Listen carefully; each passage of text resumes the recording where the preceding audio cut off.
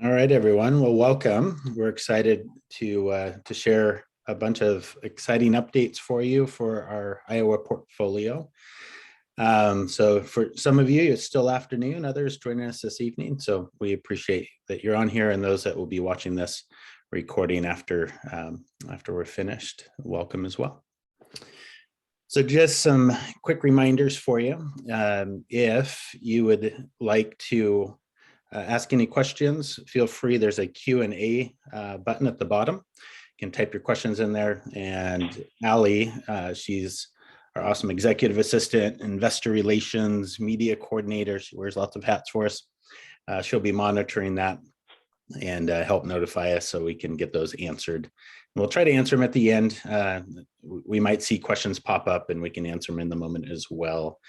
So we will also, as Brett was saying, we'll send a follow-up email with those questions and answers. So here is our agenda. We have some pretty interesting financial pieces to share with you and a lot of project updates as well that we're excited to show off and things we've been doing. So that just gives you a little rundown of what we'll be going through this evening. Okay, go ahead, next one. All right, so this evening is going to be myself, Ryan, along with Brett, co-founder for Suncrest, and Matt Hall. He's a key partner with us that drives a lot of our underwriting and financials. And then Allie Larson, our executive assistant, investor relations specialist. Matt. Go back one real quick there. Yeah, okay. So hello, everyone. I'm going to be talking about Country Creek Estates, and many of you may wonder what that is. We haven't necessarily talked about it before. Next slide, please. So Country Creek Estates is the new name for Edgetown. We decided to change the name for a couple reasons. It's really kind of beautifully situated in this semi-rural area next to a small creek. And the other reason we wanted to change the name is because we wanted to, kind of rebrand the image of this park. From talking to the residents and local community members, Edgetown carried like a bit of a negative connotation of it for the park. And it was called Edgetown simply because it was kind of on the edge of Newton, Iowa, where it's located. In general, the park didn't have the greatest reputation in the world, so we thought we'd start fresh with a new name. And then kind of addition with the new name, we're working on giving this park a bit of a facelift as well. We have several projects that are in progress or on schedule that are scheduled to start on. Sorry about that. You can see the pictures on the slide here. We've updated the mailboxes there. We moved from kind of traditional mailboxes that may or may not still have had doors on them to new mailboxes that have lock and keys. You can see that this project isn't 100% finished, though. On the left side of the upper picture with the new mailboxes, one of the posts isn't there, and we just simply weren't able to dig into the ground because the ground was frozen. But we expect to finish that up in the spring. You can also see in front of that, in the upper picture with the new mailboxes, you can see that the road is pretty beaten up too. So we have found a contractor we put down a deposit on that to pave the roads. That'll be happening in the spring. And we're also going to be adding new street lighting to the park. So that's just some of the facelift things that we're going to be doing to Country Creek Estates in addition to changing its name. Next slide. Okay, so everything I'm about to talk about, we did have in our email a couple weeks ago, but I wanted to just have a chance to kind of speak through it. And then also, if anybody's got any questions, like Ryan said before, please pop them into the questions and answers section. We'll mostly cover those at the end, but if something's kind of in the moment in time, I'll cover it right away. So what you're looking at here is our original year one projection from our underwriting from before we even closed on the parks, and then our 6-month actuals, which is literally everything we had through January, and then the trend. So for the trend, this is kind of where we're on track for either what we expected or if it's trending below expectation. So from a 6-month actuals perspective, total operating income is fantastic. And what is really great about this, couple of things. Just like in our underwriting, we were only counting lot rent income up here. We're not including any of the home rent or LTO and lease to own income up here. That's all below net operating income as additional cash flow. We're higher than this. The collections have been higher than what we had projected. We always, when we do underwriting, we're always really conservative on our occupancy. We assume we're going to lose 8% coming in. So we haven't lost that much, which has been really great part of that. We also have started doing water buildbacks faster than we had projected, which has been helping. So the best part about this 419 is I actually expect to more than double this by the end of the year. So we'll definitely beat the 700K by, I assume we'll be at this point, if I was going to update this number, I'd be projecting more in the 850 to 900K range on our operating income. That's partially because this 419 you're seeing doesn't reflect any of our growth with our new homes that we're selling and bringing in new lot rent for new occupancy. It also doesn't reflect the new RUBS and meter buildbacks we'll be doing starting this quarter. So all of that's going to only further increase. Sadly, operating expenses are also up, and so I have that as a down because they're much higher than we had expected for the year, that is. But that's also because for the first 6 months we have a lot more one-time expenses. So our taxes were due, and our property taxes were due in this period. We had several upfront operating expenses that are more or less one-time operating expenses, like accounting or cost segregation studies that helps out with our tax filings for the first year of acquisition, things like that. Net operating income, totally on track. Like I said before, with operating income being higher than projected, and I expect it to be even higher than this, I actually expect to beat our net operating income numbers by quite a bit as well as we continue to grow our gross income. Debt service on track. That's pretty easy to predict because you get a loan quote, so I can't give myself a pat on the back for guessing that one right. And then before tax cash flow also on track. So everything is looking really good on all these numbers, other than expenses being higher than expected. For collections, this chart's a little funny to look at because you see we're above 100% on collections, and really what that is before we closed, so we closed at the end of June, and coming in, we had a few tenants that were delinquent. And so we had a very high initiative to come in and collect back rents. And so we had a couple of months where we were above 100% because we were collecting rent that was due before that month.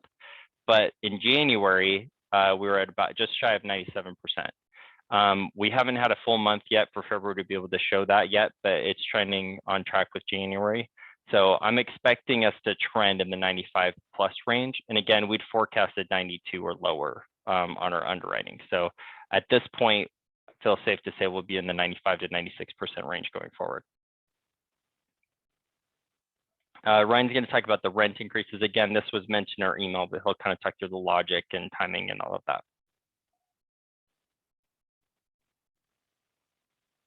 Rent increases started the beginning of this month. So $20 increases at 4 of the parks and a $30 increase at Country Creek Estate. So that ranges from 5% for Prairie Village, 7% increase for the other 3 there essentially, and then the Country Creek Estates we increased the most because it is the furthest under market and it has the most room to grow.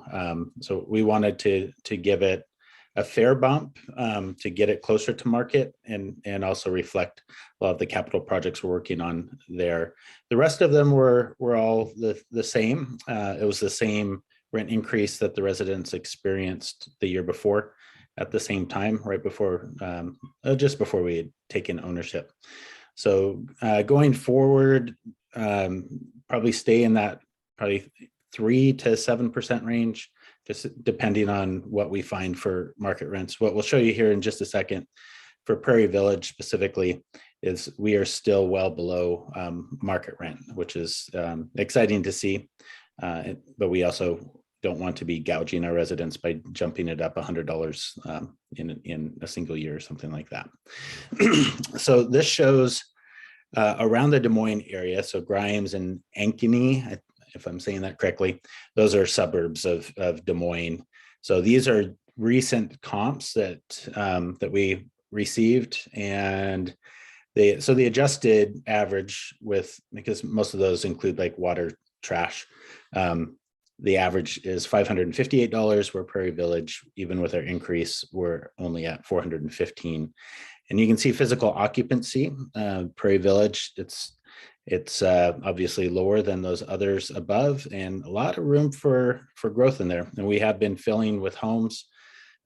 So this particular park is going to be a huge growth one for us, and we're excited for the potential there once we get it up to speed. Matt will talk more about that a little bit later. So coming back to just the why we expect gross operating income and net operating income to increase, I wanted to show some numbers on our sewer and water consumption. So at most of our parks, what happens is we're billed the entire amount for water and sewer. So we get like a master meter expense for that. And then in the past, what happened before we acquired it, the owners just paid for it. What's common though in the industry and multifamily as well as mobile home communities is to actually bill back for that. So there's two different ways to do it. One, you could just do a straight line calculation where you divide it up across everybody, and the other is to submeter. So we've chosen submetering. The reason we've chosen that, it is more expensive. It's also more work to do it because we have to actually physically install meters at every single location. But the reason we've chosen that is there's data that shows that people actually consume less when they have submetering because they can see what they're using. And it's just a little bit more of a fair way of determining who's using what. So if somebody's got a washing machine, they're getting charged more for that versus just somebody that has a couple extra kids being charged. So what you're seeing here is on the light blue, this is the amount that was actually billed. Dark blue is what was collected. So the reason I would point this out is because in December, the only community that had collections for utility is Osceola. So of the 4 communities we initially bought in June, the Country Estates Park in Tipton already had direct billing. So we don't get that bill at all because it just goes direct to residents, which is beautiful, obviously. Osceola was doing bill backs with submeters. And then we've been working to upgrade everybody else. So we went live at the end of December with Prairie Village's water meters. So you can see in January, we collected almost twice as much as what we collected in December because that was our first month with Prairie Village water meters. And then going forward, we're forecasting that will continue to increase. The reason for that is because we are, again, already direct billed at Country Estates. We've got Prairie Village live for its submeters. The other 3 communities we're working on doing. So I mentioned Osceola is already on submeters, and that's true, but their submeters are over 10 years old. So they're on our project plan to upgrade, and we're planning to upgrade those meters this quarter. We'll have a small efficiency gain for these new meters because a couple of things. The new meters are wireless, so we don't have to have somebody walk around and read the meters. We can just run a spreadsheet report for the meters to be able to bill back. They're more accurate. We get readings every 5 minutes, so it's easier to find leaks if there is any, things like that. So Osceola, Sheridan, and Country Estates are all on schedule to first upgrade, and then the other 2 will be completely installed this quarter. So this is actually a full 9 months ahead of our projections. We weren't planning to do these submeters until fall of 2022. So that's going to be that's been a really great boost to our income projections being that far ahead. Ryan, on home updates. All right, you've seen some of these home updates in our emails as well. So we've successfully moved 9 of the 14 used homes that we've purchased into our IA communities. The majority of those are in Prairie Village and Tipton, Country Estates. So our goal is to have the remaining ones moved in by the end of Q1. And then 3 of the homes that we purchased above the 14 for various reasons, it just made more sense to sell them back to the communities that we purchased them from. So we actually profited on those 18,000 by selling those 3 homes back, and we just recycle that capital to look for more to purchase. So we are working hard on getting residents converted over to PEP is the main one we're using. It's a financing program for people to have their own mortgage on their home. Some folks are still waiting. They need to qualify for PEP. So 2021 taxes need to be completed before they can apply. So even though we have the 5 homes on lease to own contracts, the majority of those, our goal is to have them converted over to financing, most likely sometime in Q2. And then the 30, so we have 33 vacant park-owned homes across the 5 parks, the 5 communities. We picked up a few when we purchased Country Creek Estates, and 12 of those are in various stages of rehab to be sold. So we have one that's just about ready to be marketed and sold. I'll talk a little bit later about a couple pain points. Not everything is roses. So we've had a couple pain points with contractors on some of these rehabs, and reliability of contractors and timeliness of their work as well. We are excited. We've ordered 2 brand new homes. So those will be, those are slated for Prairie Village. Really cool front porch models that we're going to be putting in there. We wanted to start with 2 to test the market and make sure that we can sell those quickly before we order more. Like we may order 8 to 10 after we figure out that how fast it takes us to sell these first 2. So those will be installed by mid to late April. So we're excited to see some brand new homes. These would be our first brand new homes in the portfolio.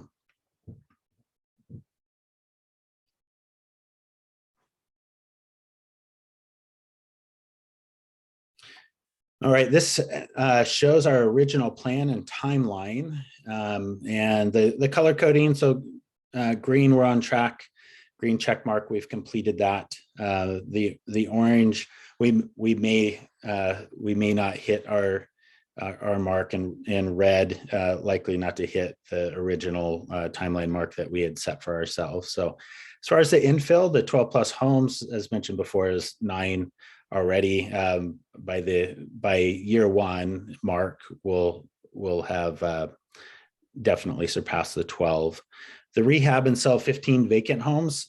So far, it's been 2 of them that we've actually rehabbed and either sold. One sold with financing, another one is on the LTO, and some of those others were kind of bought as is or LTO'd as is. So as I said, that we've had a couple of reliability issues with a contractor that we had in Prairie Village that just didn't work out the way that we had envisioned and wanted to. So we have our regional managers. They've been working to find new contractors, and we're excited for a couple of different crews that have just started within the last month and a half on those rehabs, and we're hoping we'll be able to catch up on that timeline quickly because they have shown that they're quality and timely. And removing 5 old homes, those homes still are in the parks, so those haven't been removed yet. Hoping this spring that we'll have that completed. And then I did mention the 5% rent increase. That actually happened March 2021, right before we took it over. And then we just had another successful rent increase, as I spoke about at the beginning of this month. Okay, so following up on our original plan and how we're tracking to that original plan, as we kind of look below the timeline, we can see the utility and bill backs submetering. We had planned to be able to have all of that in by fall of this year, and we've worked really hard on that because we obviously see the value of being able to take care of that as soon as possible. And we've completed what we've expected to complete by now. And we're starting to reap the benefits of that, which is great. As Brett mentioned, Edgetown still needs to be, or Edgetown Country Creek Estates needs to be finished, and that's going to be worked on in the spring. I'm going to slightly move down the slide a little bit. And as Ryan mentioned, we had been working with PEP Lending, and this is a financing partner that we work with to provide loans to our tenants who are in park-owned homes, so that they can buy those homes. And then ultimately what we would do is, we would recoup the money from that, and then we can go out and buy new homes. And we've been providing that information to our tenants, and we're starting to get some feedback from it. So we'll see how that goes. But we're providing that information to the tenants right now. One project that we haven't necessarily started yet was, when we originally communicated to you, we talked about partnering with key employers in the area to help out residents buy homes.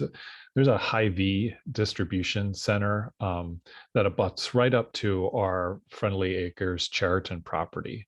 And, they bus in their employees from, sometimes really long distance, hours away, in order to work at this distribution center.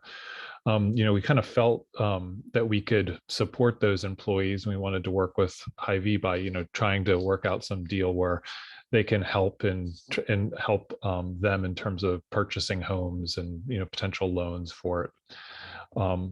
But we haven't been able to do that. We haven't been able to make inroads with Hy-Vee yet. We're still going to work on developing that relationship, and we're going to, continue to do that.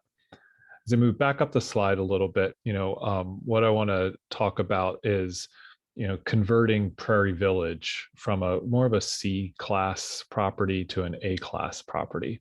We have started working on this. We're on track with many projects, but some still need to get started. We have some homes that need to be torn out, that aren't really habitable. We've gotten bids, but we're not quite happy with some of those, and some other projects took precedence, so we haven't necessarily torn out the old homes that are there yet. And Ryan spoke to the fact that we're behind on rehabbing and selling vacant homes. And we've also not started the new landscaping or putting in playgrounds. However, I would say that these are likely going to be some of the finishing touches that we would put in some of these parks after we've done some of the more major construction things within the park.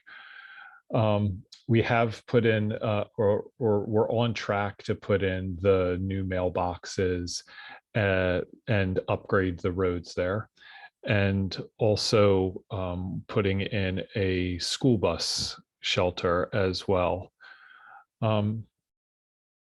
Overall, one thing we would say with some of these projects that we do, and the overall kind of, trying to beautify these parks and put in and make the facelifts, when we're converting from a Class C to a Class A community, we want to put in things like the school bus shelter to make the park look inviting and safe. And we really want to create a situation where, if a child is dropped off in front of the community, they're not embarrassed to live there, but kind of proud and comfortable to live there. So next slide.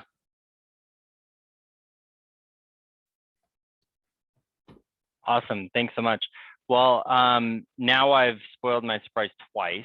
I sent out the distributions this morning, and I guess I forgot that it emails everyone to let people know distributions are going. So we're jumping to 8% returns this month. Our original plan was actually to start, if you remember, we were going to start distribution 6 months after closing, which would have been December. Because we have so many homes that have been backlogged and not moved into the communities, we thought it was prudent to hold some capital while we wait and sell homes. So we started with 4%. We were kind of tearing up to 8%. Our cash flow has become strong enough that we're comfortable jumping to 8% now. So we're doing that a couple months earlier. So I scheduled it to go out next week on the 15th. So congratulations, you're all 8% richer. So definitely happy and excited about that. What I think most of us as investors are thinking though is, when do we get the next round of returns that are above 8%? And so first, what needs to happen is we need to catch up on the 8% we still owe. So we haven't paid out 8% for the full time that we've owned the properties. So that's all been accruing. So each of you as investors has an accrued amount that's owed to you. And so once that's caught up, then we'll start distributing above preferred return. So I expect sometime this fall that we'll be able to catch up on the accrued returns and then begin to start splitting what's above 8%. So we'll have more updates for you in the summer and early fall on what the timing will look like and what those amounts will be. For tax returns, this has been sort of my full-time job for this last month or so. Didn't realize how much work went into getting taxes prepared, but it's been a huge priority for me, again, as an investor, but also as the operator, to make sure these are back by March. So at this point, I'm expecting them to February 28th, at worst case, first week of March is our expectation. So we'll be able to get all of your K1s uploaded to Syndication Pro. So if you log in, you'll see them. You'll also get a notification once they're live. So expect to see those shortly over the next few weeks. And then finally, this is, again, we sent this yesterday or a few days ago. I'm a little mixed up on the dates, but we do have a new offering that we're doing in the Springfield, Missouri area. So just quickly talk about this one. We already have 5 communities in Springfield, Missouri. And so being able to add this community to that portfolio just makes a lot of sense for us, because this will take us from 5 to suddenly 11, and we'll be able to time the sales at the same time so that we're selling an 11 community portfolio effectively versus individual communities. What's nice about that is that when you package them together and the lot count increases, community count increases, the scale is just so nice for new operators in an area that you get a lot more interest from high quality institutional investors like REITs and just larger operators that only want the big scale. And so then your cap rate will compress so that the overall value increases, which we like. The other thing we like about this is we have some of our strongest contractors ever are in the Springfield area. We have a really good relationship with an amazing general contractor down there that we give most of his work comes from us because we keep them so busy. So the other couple of things on here that I'll point out, cash flow is really strong here. This is definitely a cash flow investment, not necessarily a high long-term hold returns investment. And the reason I say that is because our cash flow is strong enough that month 1 we'll be doing 8% preferred returns right away. But as far as upside on the long end, Iowa, for example, what we love about Iowa deal is there's a ton of upside at the back end. Once we sell this, our value will appreciate it a ton. On the Springfield portfolio, I think it'll be a little bit slower of an appreciation with high cash flow throughout. So we're projecting an IRR in the 17 to 20% range. Some of that we will be able to finalize this project over the next couple of weeks, but if you read our email, we've got a couple of key assumptions we want to finalize before we really commit. So that IRR will be a little lower, I think, than what we've expected for some of our other portfolio. If you remember, Iowa, for example, was in the 24% IRR range. So obviously a little different play, much lower risk in the sense that it's already 90% occupied. We also like that there's a potential to add another 100 to 150 lots in that park with city partial city subsidy to help us pay for it. So anyway, tons of really cool things going on there. But that's our update for tonight on Iowa. Just wanted to make sure everybody got a chance to see kind of from us our year-end review for how 2021 was and what we're looking at for 2022. We're also planning to do this every year. So you'll see us offer a webinar in the first quarter every year to kind of, again, reflect on the previous year, talk about what's coming forward, get any feedback or questions from you. So this is perfect time for that. So please drop in. You can drop it in the chat at this point if you want to, any questions, or if you just see that Q&A or the questions button at the bottom, you can drop them in there. Yeah, I don't see any questions so far. So feel free to drop some in if anybody has any.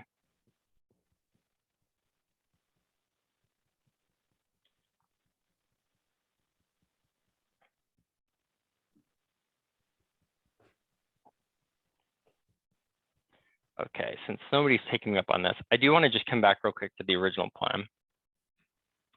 So our plan is that we will continue to show this exact slide over the next at least year or two, so that in full transparency, you can see, hey, these guys committed to X. I want to see how they're doing against that commitment. So you'll see us present the same slide going forward. I think after year 2, obviously our vision was a little foggy on what we'd be doing after year 2. So we'll change it up after that, but want to make sure that you can see our progress. Like Ryan said, rehabs have been slower than expected, but we have some great contractors we're expecting to get back in shape and get back on track on that. So overall, I'm really happy with the progress we've made in Iowa. Super happy about the financial performance there. The collections have been fantastic. Great residents, great communities. City councils have been supportive of everything we're trying to do there too. So just really good stuff going on in Iowa.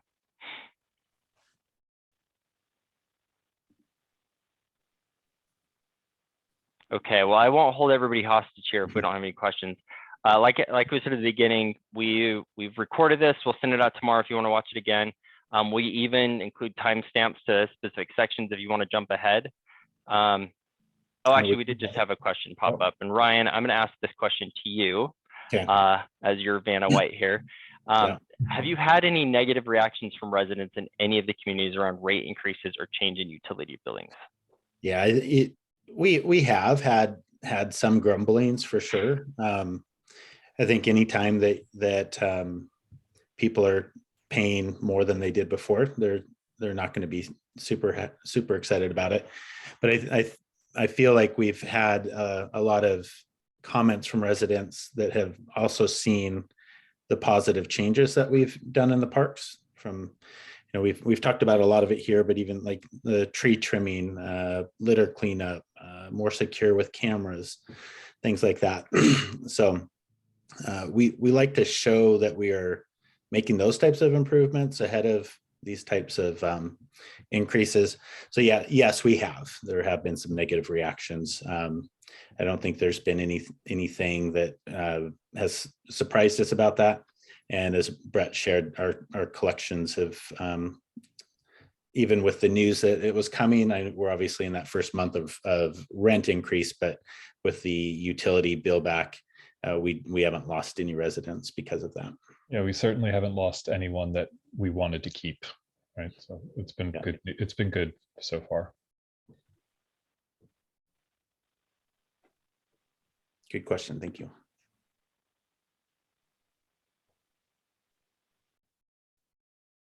Okay, great.